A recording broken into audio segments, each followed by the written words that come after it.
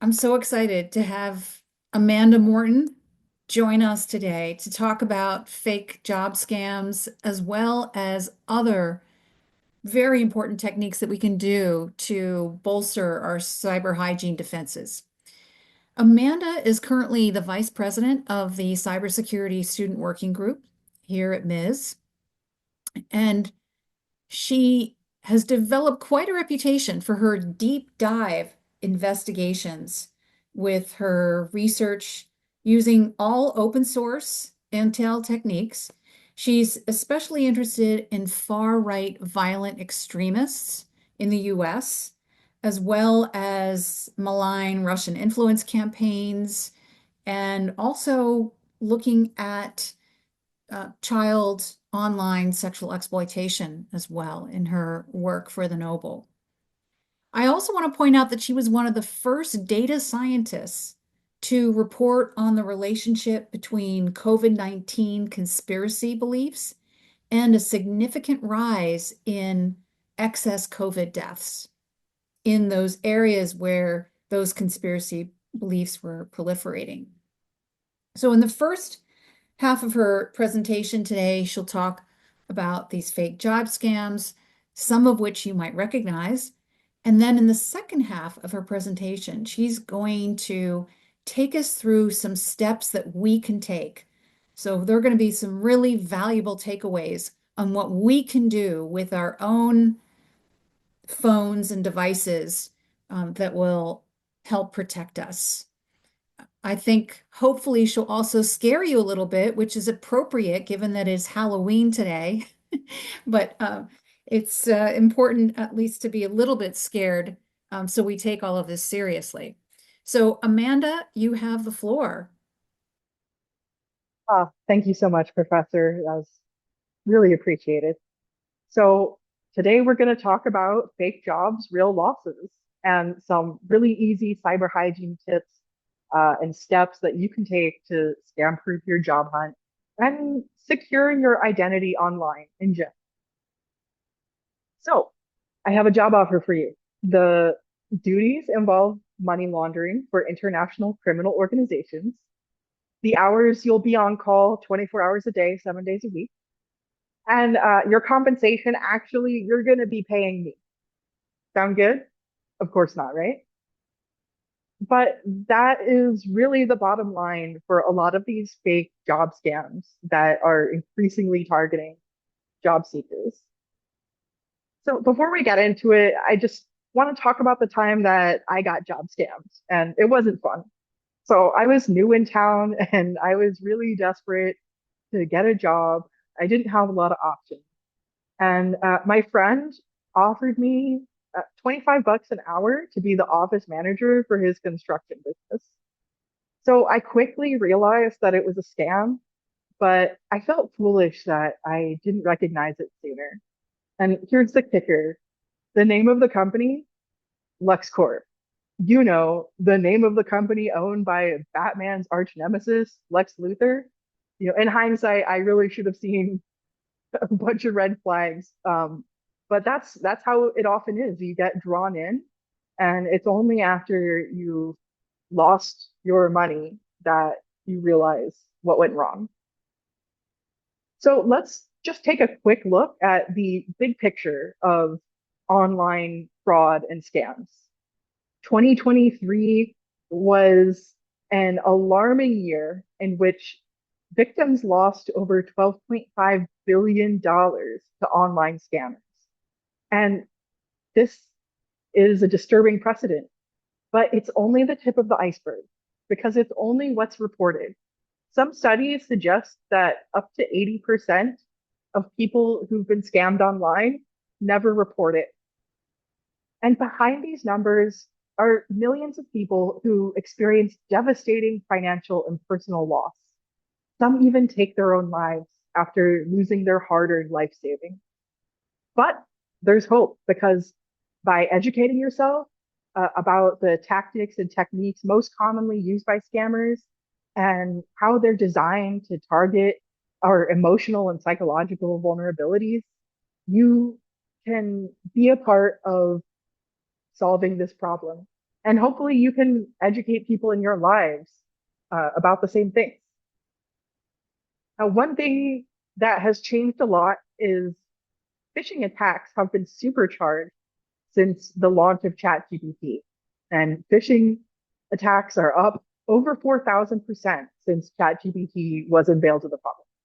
And so scammers are using this to automate and make their phishing email messages more personal, more effective. So let's say someone responds a bit suspicious. They can feed that directly into an automated chatbot that helps them, create a personalized message to overcome people's suspicions. So let's take a look at victim losses and break that down by age. If we divide all of the data reported to the FBI in 2023, we find that older folks, people over 40, are losing way more money to online scams than people who are younger, under 40 years. But when we look at the overall number of incidents between the two groups, they're about the same. So young people are getting targeted just as much by scammers as older folks, but they're just not losing quite as much money. And thinking about that a different way, younger people are twice as likely as older people to lose money to fraud. And so, based on what I've told you, uh, take a gut check for a second and think, which generation of online users are most likely to fall for, let's say, romance scams? All right, come up with an answer in your mind. Well, I'm here to tell you that young people are pretty much twice as likely to fall for both phishing and romance scams. And, that's sort of turning our conventional wisdom on its head. We typically think, it's older folks that are falling for the catfishing and pig butchering and romance scams. But, younger folks are online. They do a lot of their socializing online, and they are actually falling for these scams much more frequently. So let's zoom into our topic today, which is job scams. Password Manager conducted a survey, and they found that nearly 4 in 10 job seekers encountered a scam job posting during their search. And of those 4 in 10, more than 80% fell victim to the scam by interacting with it in some way, whether it was interviewing for the job, providing information, or even losing money. And of those people who engaged with a scam job posting, more than 1 in 10 sent money to the scammer. So overall, this represents a success rate for job scammers of 3%. And if you think about a 3% conversion rate, that's pretty darn good for any company, especially when you consider that the scammers don't have any products. So in 2022, victims lost nearly $400 million to job scams, and it ranked number 5 as one of the most costly fraud schemes overall. But it ranked number 2 in terms of median losses. So the median loss per victim was $2,000. I believe number 1 is investment scams. So I'm just going to tell you the bottom line up front. Never pay an employer or a recruiter to work or get paid. Never open bank accounts, form companies, ship packages, or deposit checks for an employer. If it sounds too good to be true, it probably is. Just trust your instincts on this one. If something isn't right, it's not. And why is that? If you're being scammed, it might get you involved in illegal money laundering schemes. And we'll talk more about that in a second. So if someone reaches out to you for a job that you didn't apply for, it's a scam. If your interviews for a job are carried out via text, WhatsApp, Telegram, it's a scam. If your employer or recruiter uses excessive flattery about your qualifications and is just way too overflowing with the compliments, it's probably a scam. If crypto is involved at any point, it is definitely a scam. If you are asked to pay up front for training or equipment, it's a scam.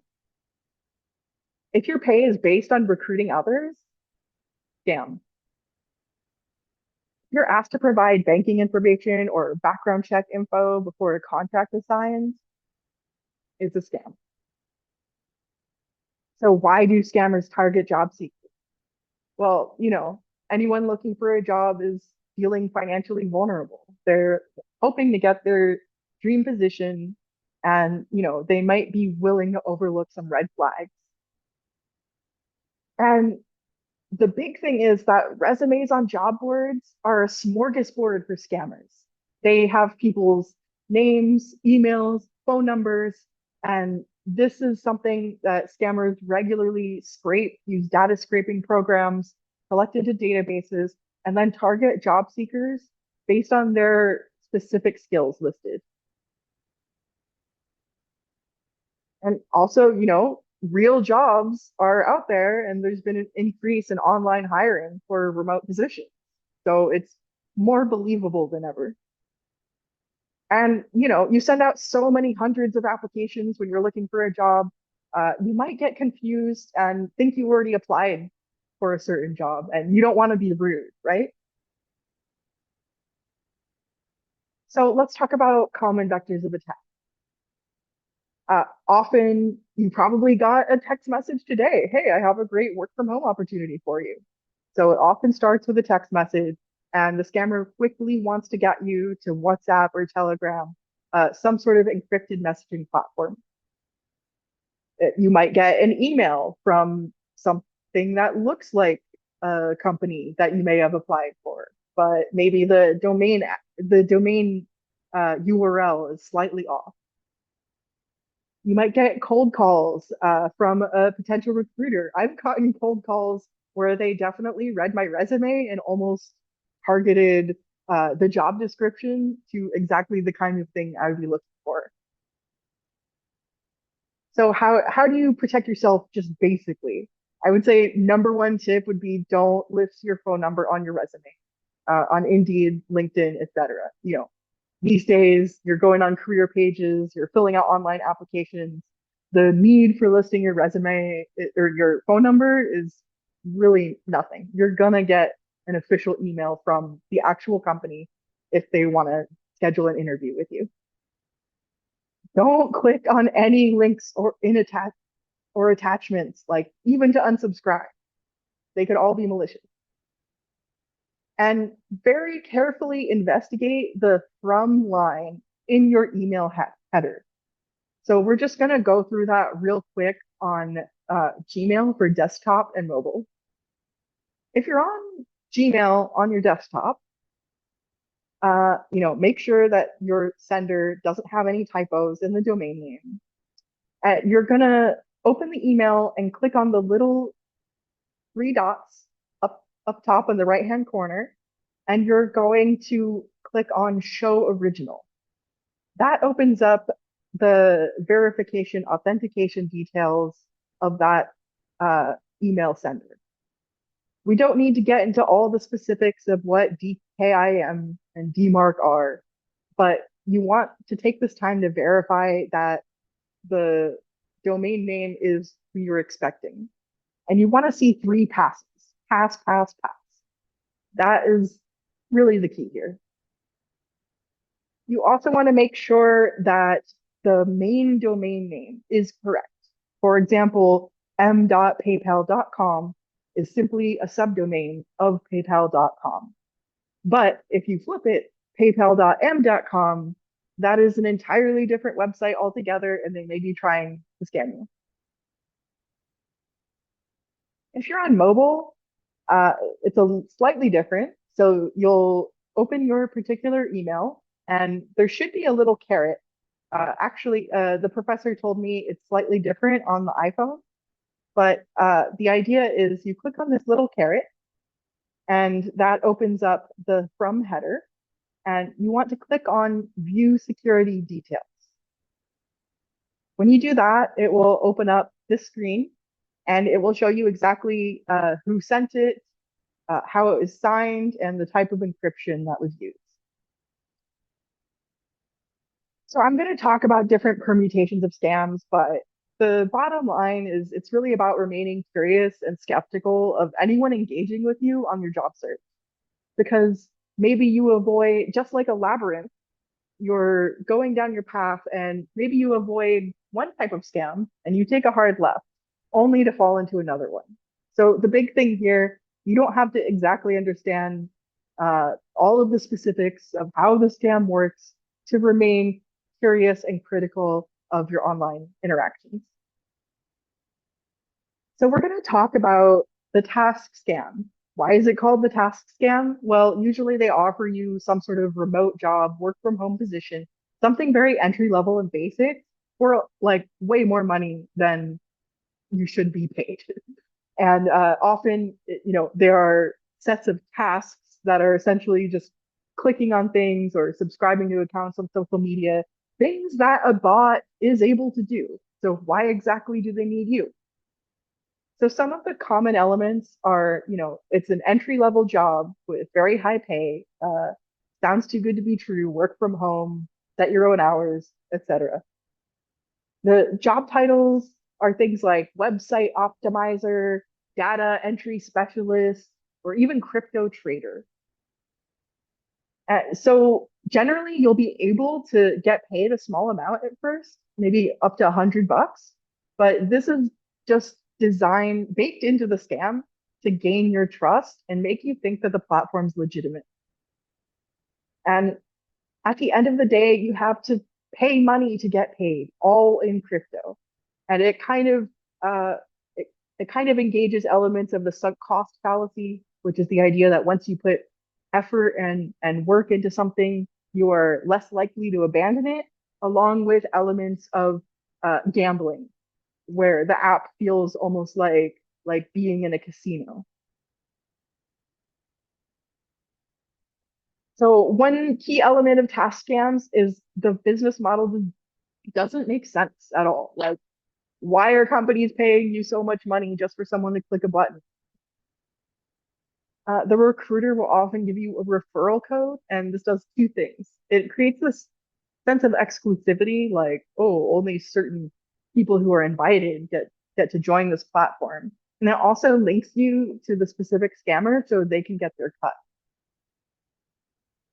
So there will be constant check-ins via WhatsApp and urgent or sometimes even flirtatious demands to invest more and spend more time on the platform.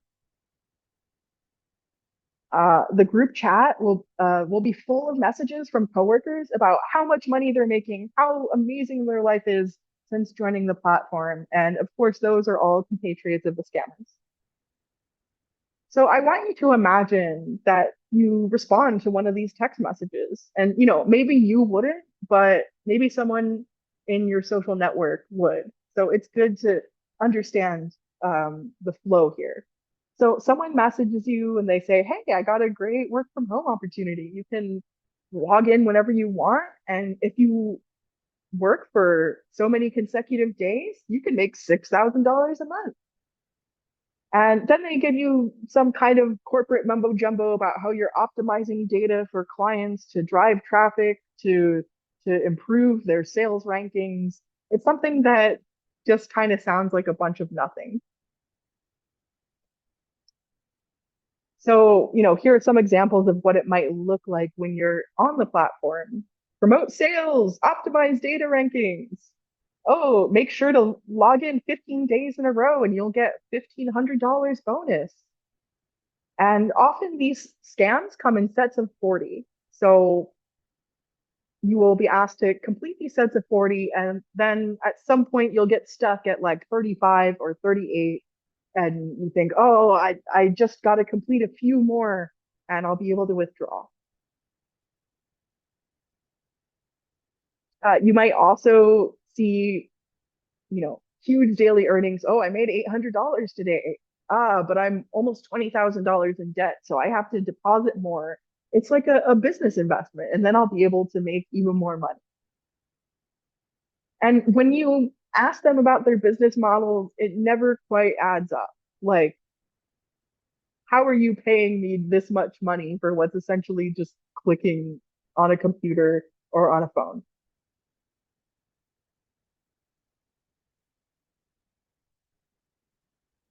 So this is a actual screenshot of a task scam platform, and they've impersonated a real company and used their branding, all of that to make it seem even more legit.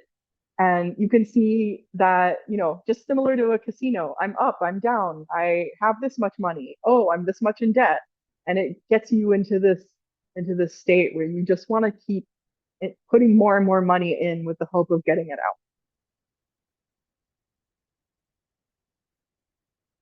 This is another one that uses Deloitte. It looks very professional. You can talk to customer service. The tasks are as easy as just clicking on these icons. And you can see the set of 40 here. Oh, I only need to do a few more to get paid. The next step after you've gotten, 50 or 100 bucks and you feel that this is a real thing, then you're told about lucky data. Oh, if you encounter certain lucky data tasks, you get an even higher commission. So if you deposit 20 bucks, you'll get 50 back. And oftentimes this snowballs. Once they have you cooperating and depositing money, it gets bigger and bigger and bigger. People can lose up to 20 or $50,000 on these platforms, thinking, with that sunk cost fallacy, oh, I just have to put in a little bit more. Yeah, so here's just a little bit more of the platform. It shows you your profits. You think I'm earning so much money, it's great. And of course, the scammer keeps encouraging you, keeps giving you that carrot. Once you reach the VIP level 4, you can cash out. But at the end of the day, the only real money involved in all of this is the money that you sent the scammers. And of course, there's always some reason that you can't withdraw your higher earning levels. And pretty soon your account gets frozen, you get locked out, and you're out of luck. So I hope you can explain this to people in your lives so less people fall for this. I see it all the time on Reddit. And people will say, oh, is this particular company a scam? Yes, it's always a scam. Let's talk about advanced fee fraud and shipping scams. So often job titles can be things like shipping logistics manager, virtual assistant, mystery shopper, payment processor, product tester, or brand manager. But at the end of the day, it all boils down to the same thing. You are a money mule for criminal organization.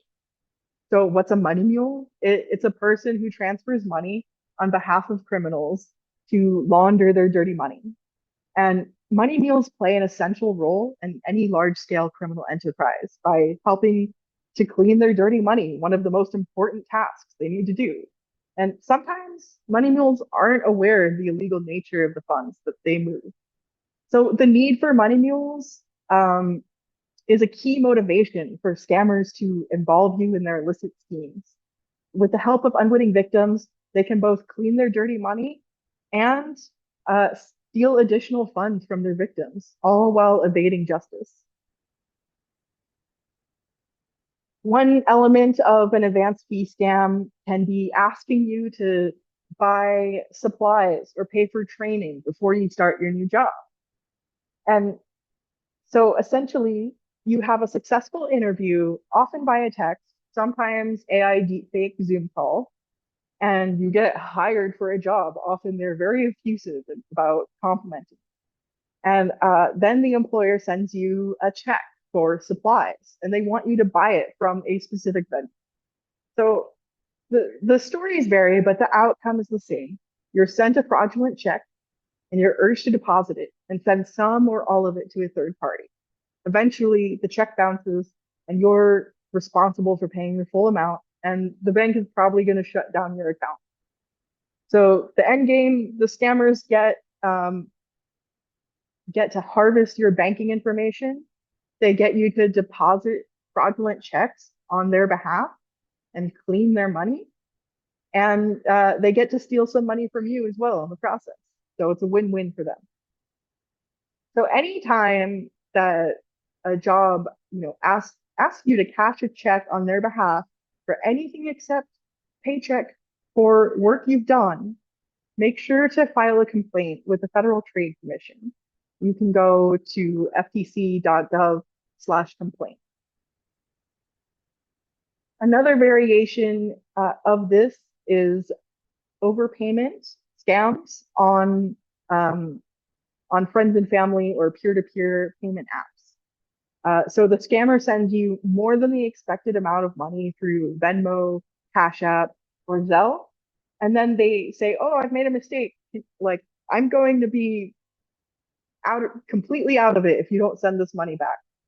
And they get you to refund their money either through the same platform or through another irreversible means of money transfer, like Western Union, gift cards, or crypto.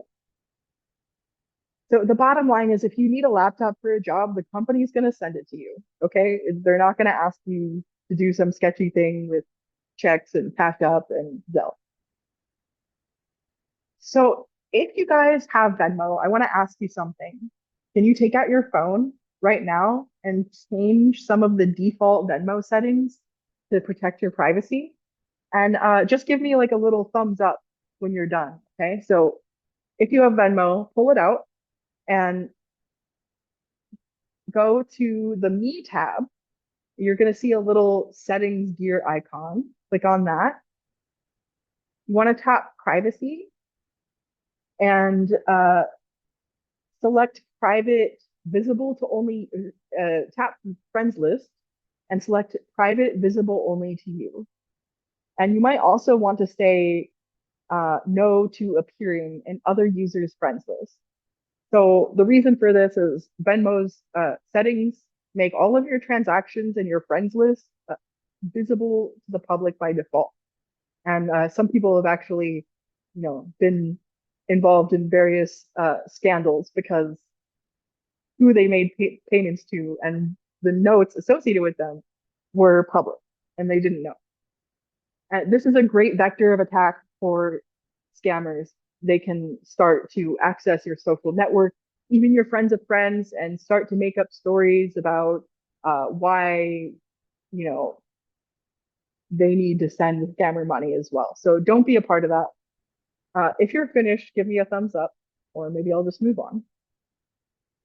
The next thing I want to talk about, and this one is pretty freaky to me, is QR code phishing. Some people call it quishing. So QR codes are just a computer generated code that, oh, thank you so much, that you can scan with your camera or QR code scanner app. It's nothing special. It just directs you to a URL. But QR codes can often be used to log in to sensitive accounts. They can be used to transfer money or crypto. And for this reason, there are some special security risks associated.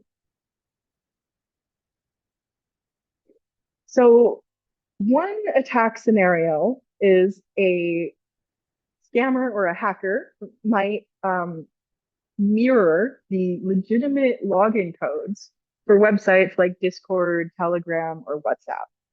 And if you're not careful about inspecting the URLs that you're visiting, maybe there's one little typo, something like that, and you scan that QR code, the hacker on the other side of it can hijack your account.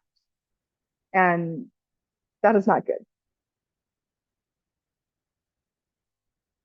This one is especially terrifying to me, but QR codes are being used as part of an attack flow used by scammers to eventually gain access to your bank account and drain it completely. And they could be on the other side of the world doing this. So it starts out, this is a real life use case in the Czech Republic. It starts out where you scan a QR code that you think is associated with your bank, but they've actually cloned the bank website and done a really good job of mirroring their logo, their website layout, all of that to seem legitimate. Then it prompts you to install an app. And unbeknownst to you, it is an app controlled by hackers. This is just an example of it actually being on the Google Play Store, and they were still able to obtain lots of user credentials from this. So it goes something like this. You scan the QR code, then you're prompted to install a malware app that looks similar to the app you're expecting. The malware app prompts you to enter your bank login details and captures it. Then the scammer calls you, posing as the bank, saying your account's been compromised. Oh no. Oh, I'm going to do anything to secure my account now. And yeah, here's where the bait and switch happens. They ask you to reset your PIN and also to open the app and tap your bank card to the phone as a part of a verification process. But what they're actually doing is cloning your bank card through the contactless tap to pay system that we all use nowadays, except the normal security inherent to Google Pay or Apple Pay is not present. And then it's as easy as the scammer goes to any ATM or emulates your card for tap to pay transactions, and they can drain your entire bank account this way. So this does involve more than just scanning a QR code. There's also social engineering, things like that, but it's very scary. We all need to be vigilant. So what can we do to protect ourselves? Really avoid scanning any QR code in public. This parking meter over here is a common scam. Scammers will go around and place little stickers of QR codes that say, pay scan to pay. And not only are you sending your money to the scammers, you're getting a parking ticket too. Especially avoid using QR codes for payments with strangers. Someone could say, hey, I want to buy something from you on Facebook Marketplace.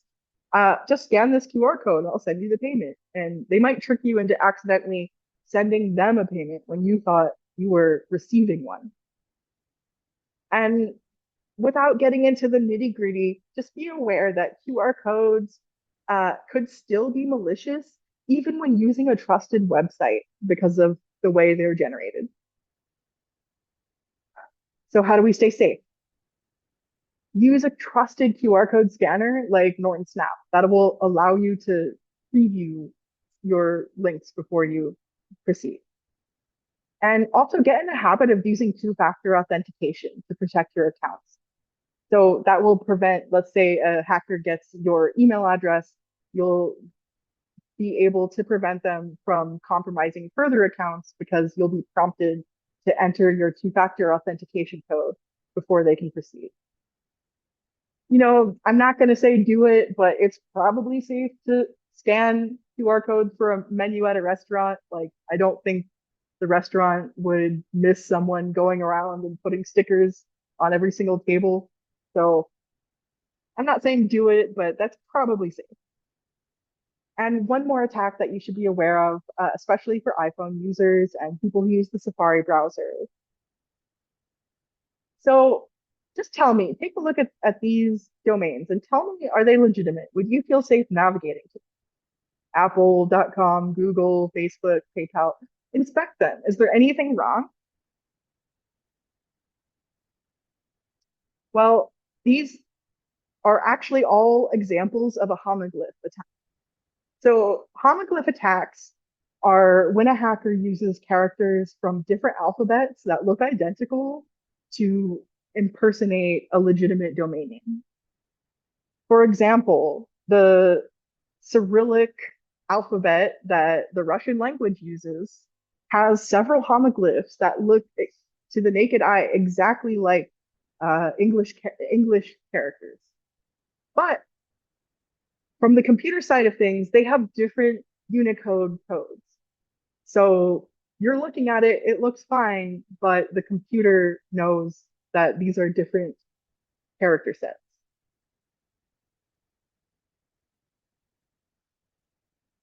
They often use this in URLs and email addresses. They can create fake login portals, and particularly social media accounts are vulnerable to this because Twitter, Facebook, and Instagram all allow the mixed use of different alphabets in their profiles and usernames. Plus, it's harder to spot lookalike characters on the browser in mobile. And this is how the DNC was hacked in 2016. Russian hackers used an O, a Cyrillic O that looks exactly like the English O. So Google and Chrome and Brave and Firefox all have built-in protections, and they will show you a funny-looking URL if you navigate to this. But Safari is the most vulnerable browser to this attack. And anytime that you do end up giving money to scammers, you're gonna be on a list and in a database for some time, and you're gonna be targeted by recovery scams. Usually they pose as blockchain analytics firms or white hat hackers who just really want to help scam people, victims of scams. All they need is a 10% down payment and they will get you your money back. And, really, this is a very common scam that happens to anyone who has already been a victim of a scam. So what can you do? Number one, if you have fallen victim to a scam, make sure to report it to the FBI's ic3.gov.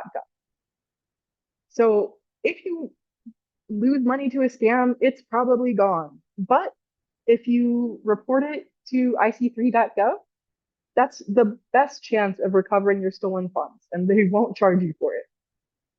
So when you make your report, make sure to preserve the text messages, call logs, emails, any transaction receipts like wire transfers, credit card, gift cards, crypto, wallet addresses. You want to make sure to preserve all those things. Go ahead and block the scammer, but do not delete all of this important data.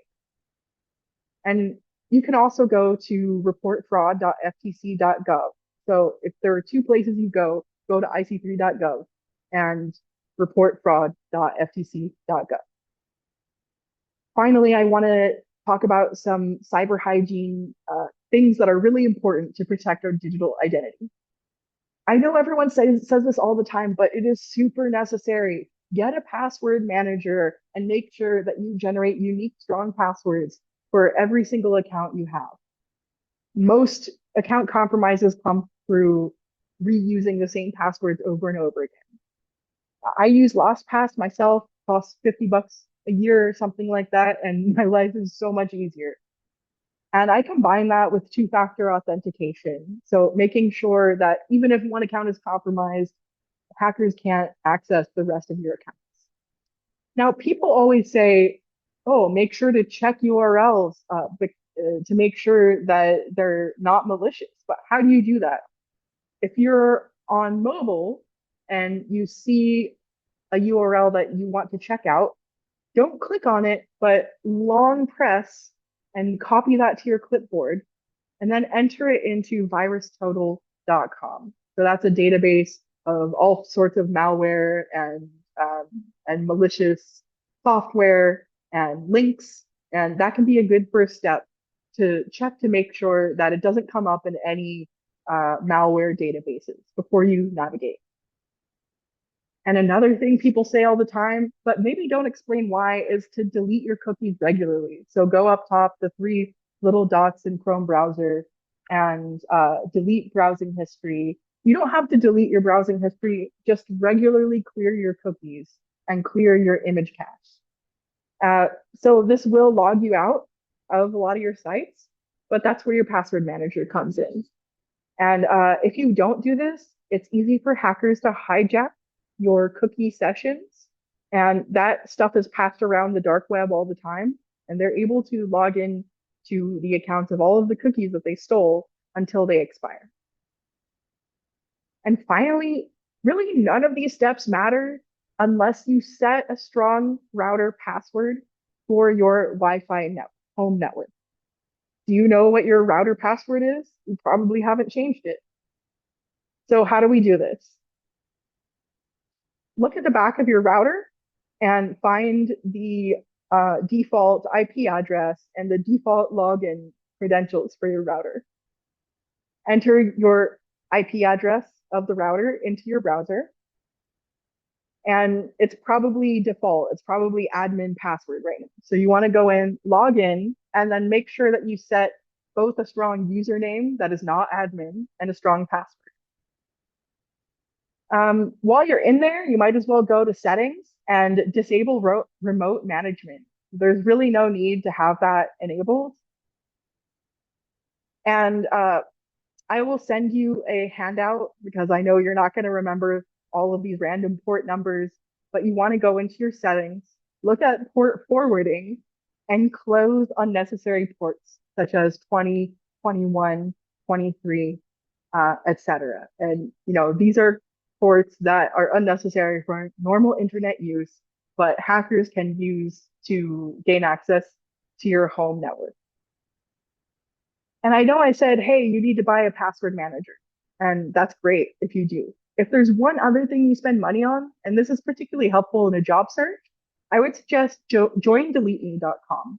So their primary purpose is they individually request removal from the hundreds of major data brokers out there who have your information, like Spokeo, White Pages, People Finder, all of those sites.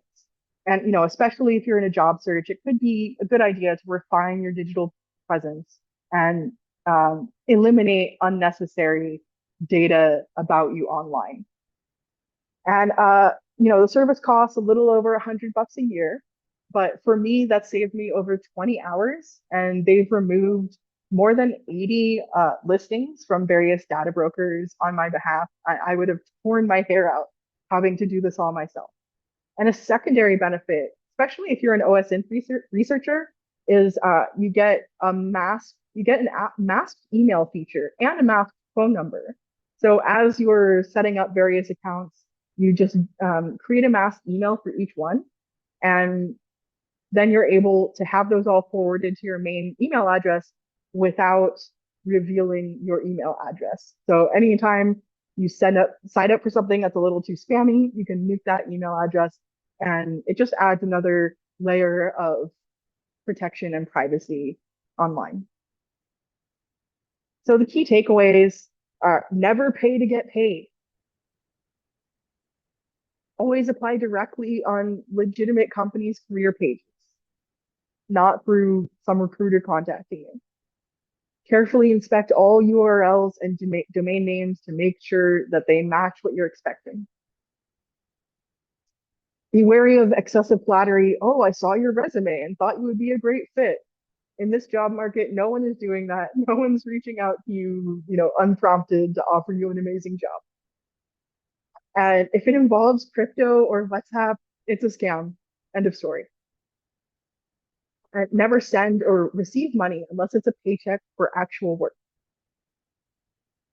Look up any unfamiliar domains on who.is. You can see whether it's a recently registered domain name, which would be a red flag for any legitimate company. And finally, trust your instincts. If something feels or seems too good to be true, it probably is. Just walk away. So if you want to receive my handout, just drop your email real quick in the chat. I promise not to scam you. Sorry. And I'll send you a one-page summary of today's talk with some of the harder to remember details. So thank you so much. I want to open it up to questions. And you can contact me anytime at my email, amorton@middlebury.edu. Thank you so much. That was fantastic, Amanda, and lots of very great, useful, practical suggestions. Do we have any questions? I see people are putting their emails into the chat, but they're not doing it privately to you. That's another thing. You can always, share information like that privately, because who knows who was on this call today. I had a question. You mentioned, we can stop sharing screen as well. Great. You mentioned ic3.gov and how that might be your best chance of recovering lost or stolen funds. What if the scam may have happened weeks ago or months ago? Is there a difference in being able to recover those assets if I report it in a timely fashion? Yeah, I would say timely is better. Of course, um, there's always benefit to submitting this to the FBI, no matter how long ago it was. Maybe that's the missing piece in another case. Definitely, I believe within 72 hours is your best bet of getting funds recovered. Great, thank you for that. Any other questions? Yeah, I have a question. Great brief, Amanda. It was super helpful. A lot of good tips.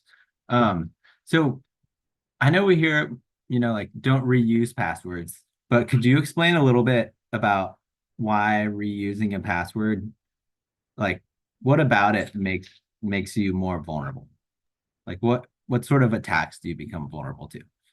Oh, yeah, great question. Well, not to get too much into it, but the dark web is absolutely awash in emails, passwords, all sorts of information for sale.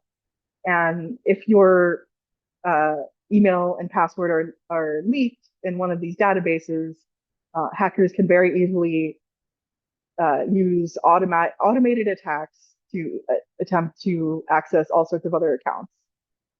So in short, hackers will use that as their cheat sheet to go from there.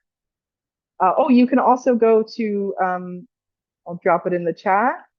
Have I been pwned.com. That's a great way to just put your email address and see how many leaks that your email has been involved in. They happen all the time. Jake and I were talking recently about the Internet Archive was just recently hacked, and 31 million email addresses were leaked through that. So don't go on the dark web. It's a scary place what they're doing with your info. Yes, this is all a nightmare. But thank you. That's a great suggestion. Well, we are out of time, but I want to thank you so much, Amanda, for all of these excellent tips. And thank you again for making the time to do this. Really, really appreciate it.